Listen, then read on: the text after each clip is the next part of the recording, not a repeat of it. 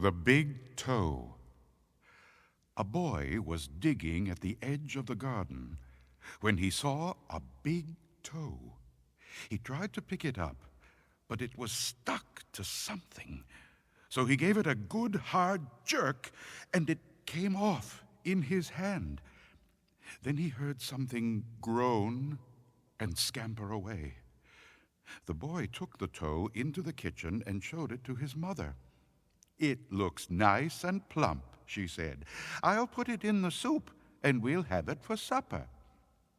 That night, his father carved the toe into 3 pieces, and they each had a piece.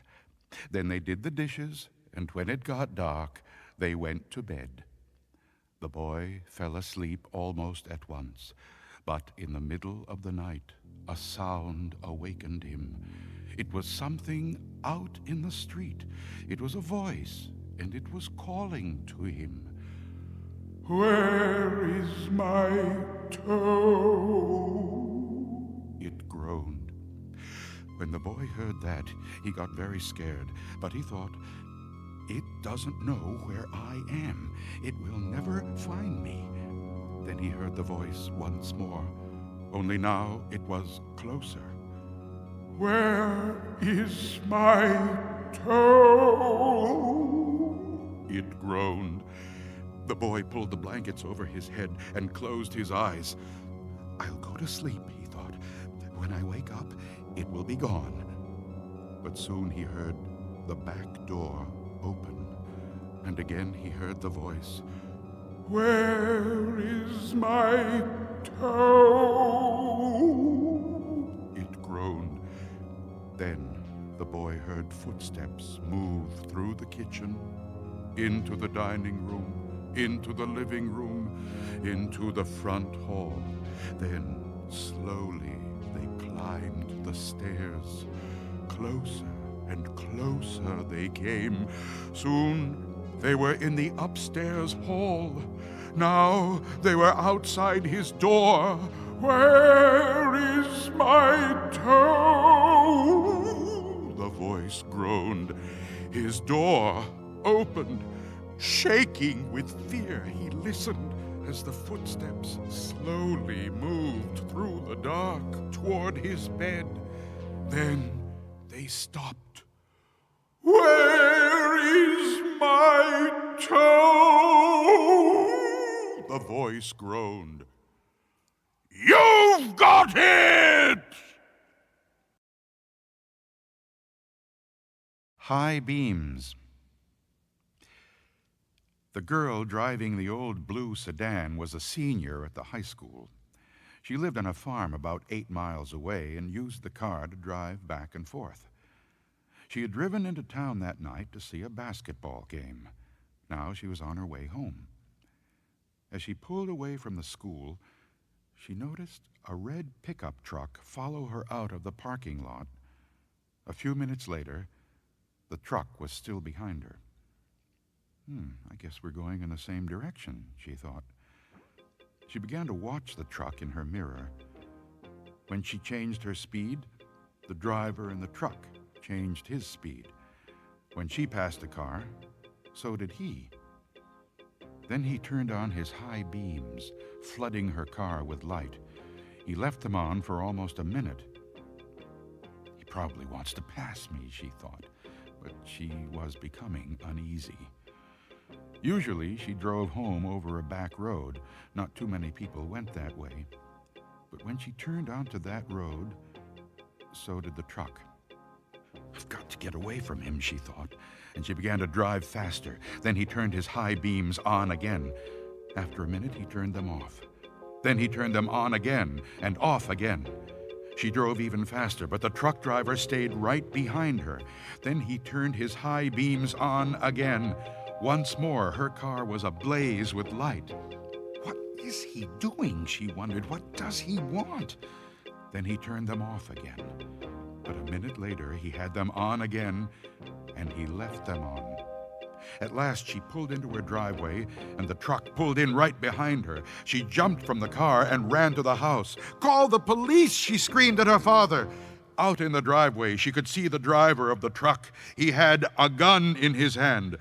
When the police arrived, they started to arrest him, but he pointed to the girl's car. "You don't want me," he said. "You want him." Crouched behind the driver's seat, there was a man with a knife. As the driver of the truck explained it, the man slipped into the girl's car just before she left the school. He saw it happen, but there was no way he could stop it. He thought about getting the police, but he was afraid to leave her. So he followed her car. Each time the man in the back seat reached up to overpower her, the driver of the truck turned on his high beams.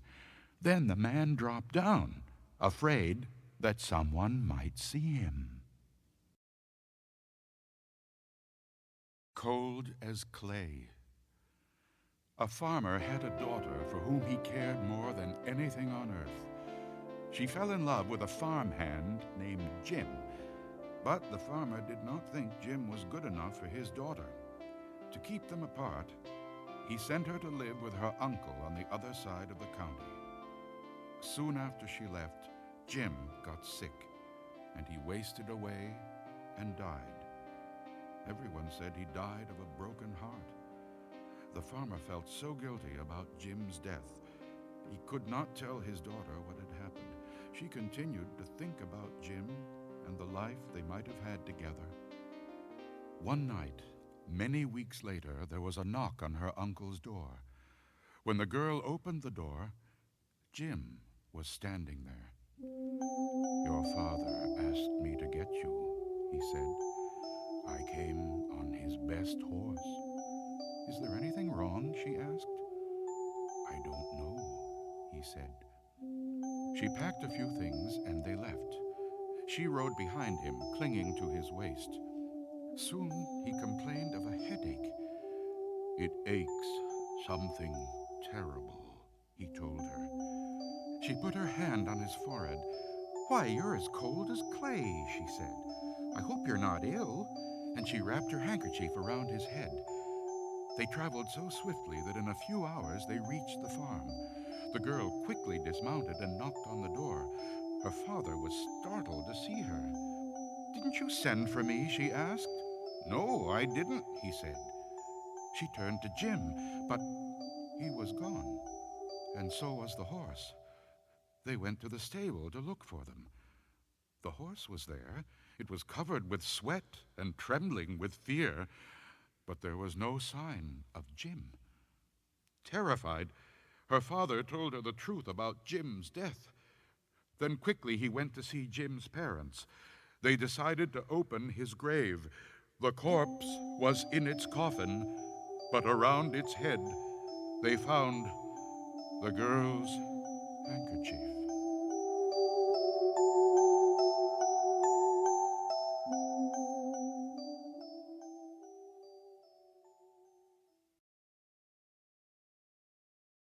The hearse song.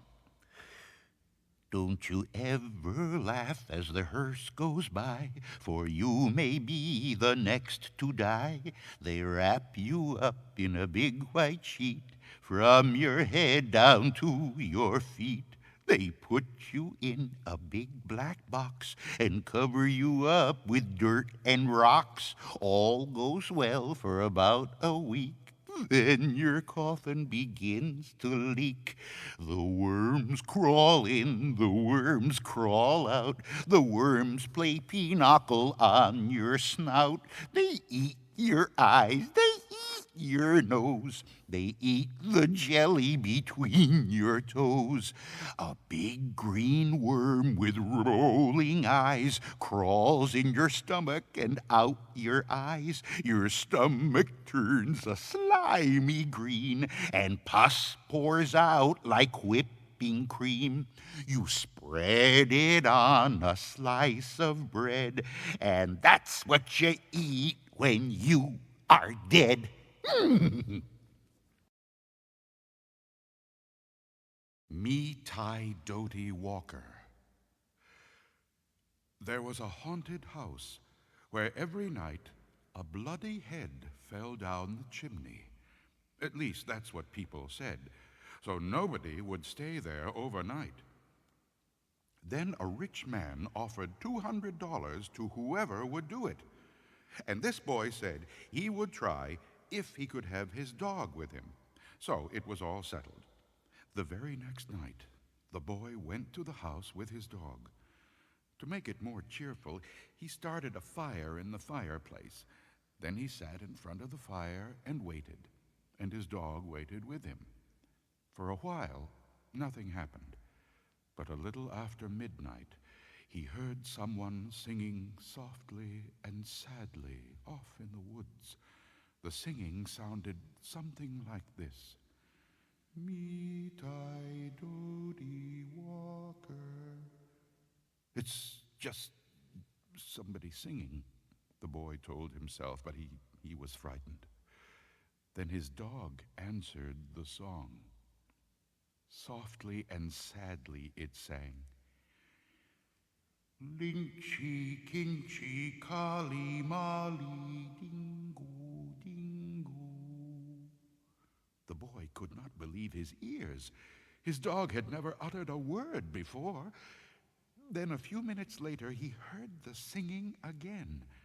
Now it was closer and louder, but the words were the same. Meet I Dodie Walker. This time the boy tried to stop his dog from answering. He was afraid that whoever was singing would hear it and come after them. But his dog paid no attention, and again it sang, Linchy, kinchy, kali, mali, dingo, dingo. A half hour later, the boy heard the singing again. Now it was in the backyard, and the song was the same. Meet I Dodie Walker. Again, the boy tried to keep his dog quiet, but the dog sang louder than ever. Linchy, kinchy, kali, mali, dingo, dingo. Soon the boy heard the singing again. Now it was coming down the chimney. Meet I Dodie Walker. The dog sang right back. Linchy, kinchy, kali, mali, dingo, dingo. Suddenly, a bloody head fell out of the chimney. It missed the fire and landed right next to the dog. The dog took one look and fell over, dead from fright. The head turned and stared at the boy. Slowly, it opened its mouth and...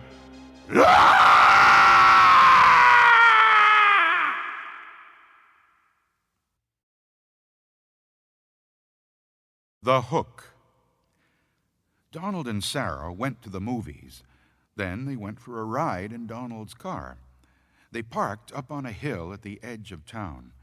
From there, they could see the lights up and down the valley. Donald turned on the radio and found some music.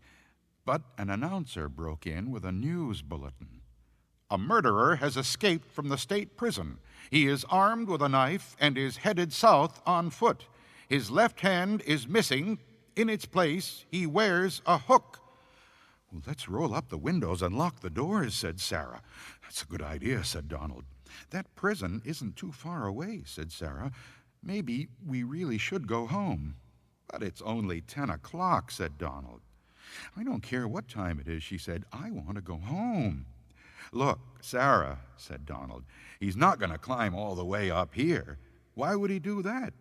Even if he did, all the doors are locked. How could he get in? Donald, he could take that hook and break through a window and open a door, she said.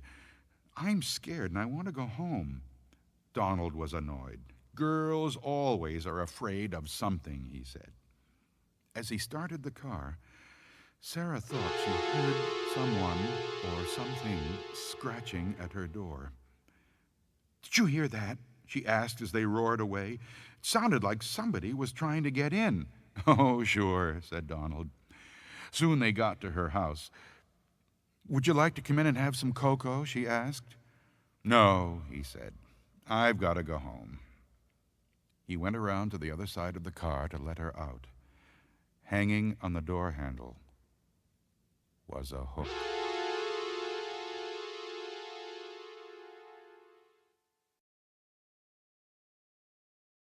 Alligators. A young woman in town married a man from another part of the country. He was a nice fellow, and they got along pretty well together. There was only one problem. Every night, he'd go swimming in the river. Sometimes he would be gone all night long, and she would complain about how lonely she was. This couple had 2 young sons. As soon as the boys could walk, their father began to teach them how to swim. And when they got to be old enough, he took them swimming in the river at night. Often they would stay there all night long, and the young woman would stay home all by herself. After a while, she began to act in a strange way. At least, that's what the neighbors said. She told them that her husband was turning into an alligator, and that he was trying to turn the boys into alligators. Everybody told her there was nothing wrong with a man taking his sons swimming. That was a natural thing to do. And when it came to alligators, well, there just weren't any nearby. Everybody knew that. Early one morning, the young woman came running into town from the direction of the river. She was soaking wet. She said a big alligator and 2 little alligators had pulled her in and had tried to get her to eat raw fish. They were her husband and her sons, she said, and they wanted her to live with them, but she had gotten away. Her doctor decided she had lost her mind, and he had her put in the hospital for a while. After that, nobody saw her husband and boys again. They just disappeared. But now and then, a fisherman would tell about seeing alligators in the river at night. Usually, it was 1 big alligator and 2 small ones. But people said they were just making it up. Everybody knows there aren't any alligators around here.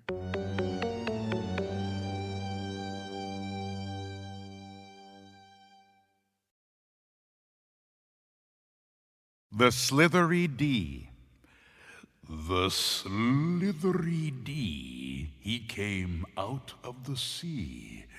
He ate all the others, but he didn't eat me. The slithery D, he came out of the sea. He ate all the others, but he didn't eat.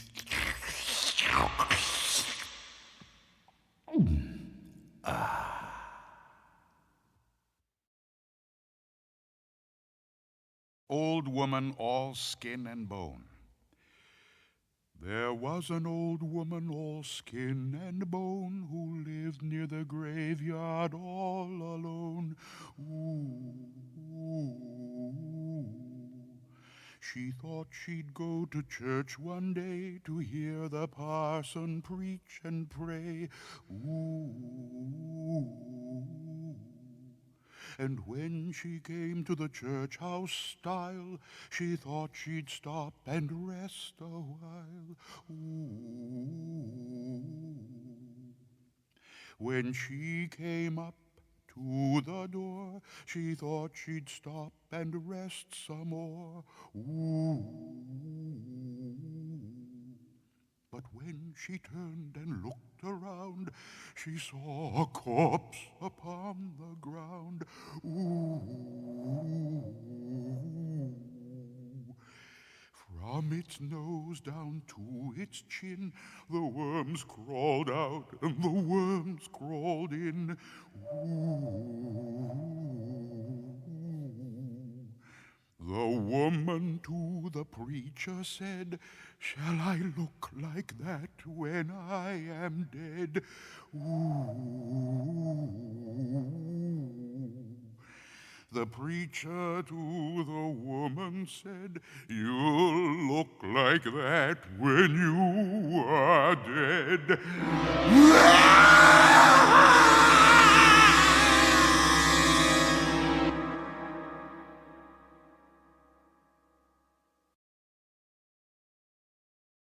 Room for one more. A man named Joseph Blackwell came to Philadelphia on a business trip.